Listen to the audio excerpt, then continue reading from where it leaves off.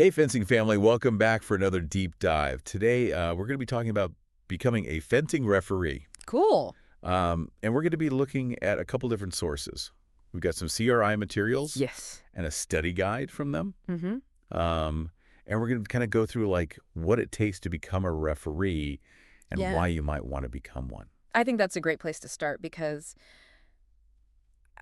why would you want to do this? Right. It's a lot of work. Yeah. So there's got to be some reason why you would want to go down this path. What are some reasons that the CRI materials outline as to why you'd want to be a ref? Well, I think one of the things that it mentions is that, you really deepen your understanding of the rules. Okay. And that can actually make you a better fencer. Yeah, makes sense. If you really understand how the rules are applied, Mm-hmm. then you can kind of use that to your advantage. Then kind of know what you can and can't get away with as a fencer. Exactly. Yeah. So that's one of the things I think is interesting. Okay, makes sense. And then there's the obvious reasons of like giving back to the sport. Right. If you You've been fencing for a while. Yeah, you've been fencing, you love fencing. This is a great way to kind of stay involved. Yeah, and like support your club and your division and like Exactly. to help grow the sport. Yeah, and support your friends Yeah. and their kids who are fencing. Mm-hmm. And help the tournaments Right. run. Absolutely. So yeah, definitely. There's also, maybe if you're traveling to these tournaments all the time anyway, Right. you can actually offset some of your travel expenses Oh yeah, that's a good point. by refereeing. Yeah, so there's some perks in it for you. Yeah, there you go. Yeah. Okay, so say our listeners like, okay, I'm sold. I want to be a ref. What is like the step-by-step process for Yeah. getting certified? So the first thing you got to do is you got to attend a seminar. Okay. And it's led by a certified referee instructor. Yeah.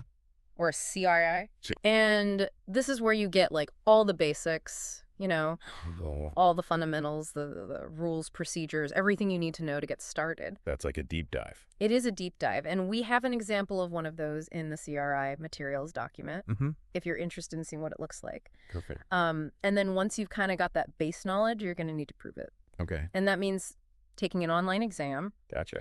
It covers general refereeing and then also specific rules for foil epee and saber.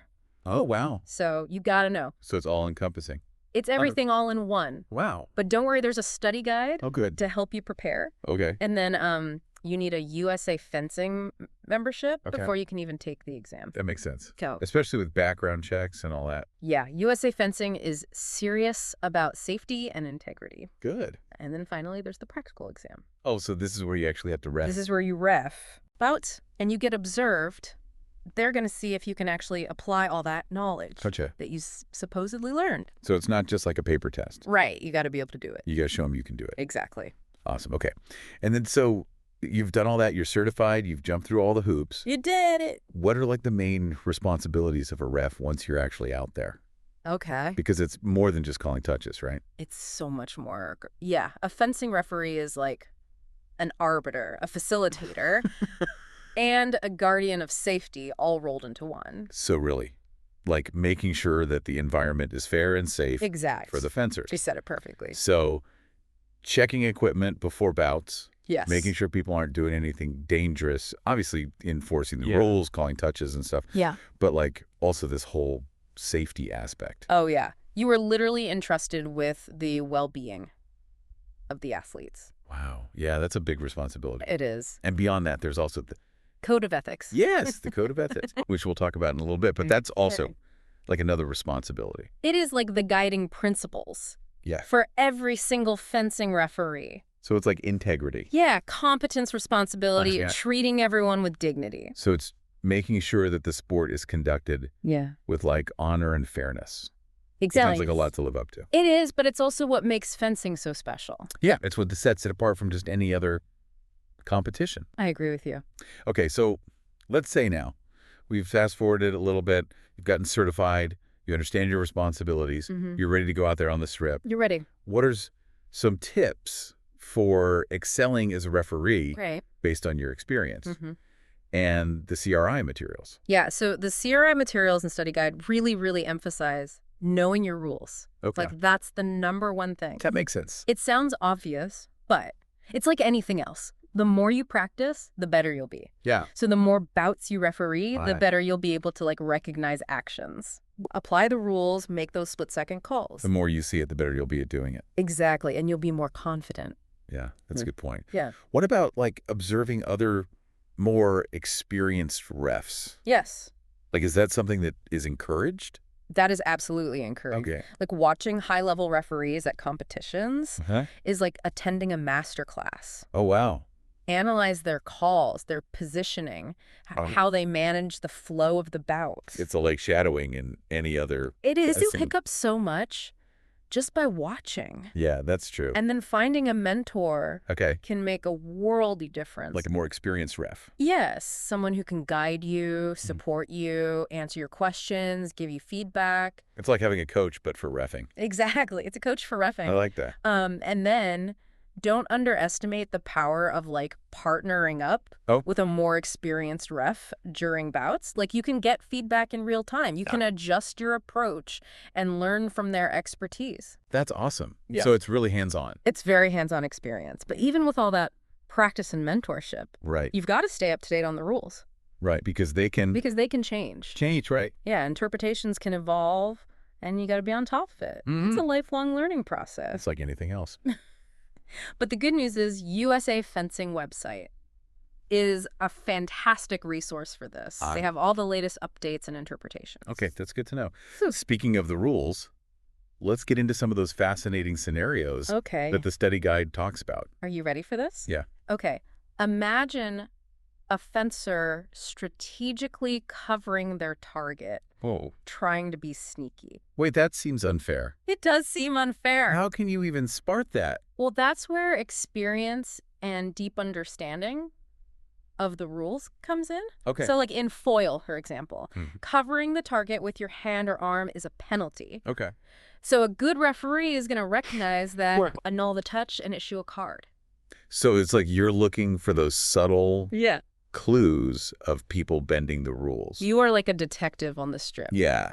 Okay, what about a fencer who intentionally hits the floor with their weapon to interrupt their opponent's attack? Wait, is that allowed? So in épée, for example, deliberately hitting the floor to break the action is a no-no.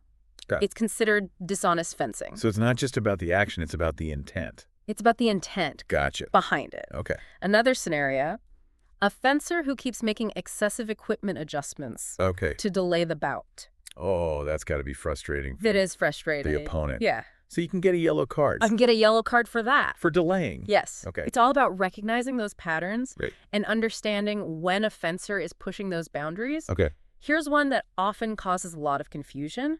Okay. A fencer falls during an action. Oh, yeah, that's a When is a touch valid? tough one. When is it annulled?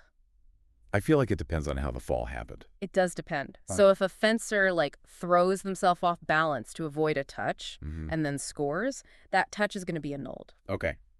But if they accidentally slip or trip Right. during a legitimate attack, the touch might stand. So there's a lot of A judgment lot of judgment calls. involved in that. Yes. Wow. So many variables. So like every action has a consequence. It does. Okay, and this is where it gets really interesting. Oh, yeah. Is the role of technology.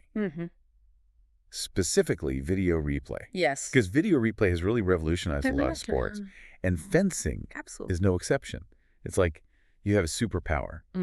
You can slow down time and see these moments from different angles. I love that. It feels like it would add a lot more complexity, but also accuracy. Yes. So how does it work in fencing? Well, so both fencers and team captains can actually request a video review. Okay. But you have a limited number of appeals per bout or match.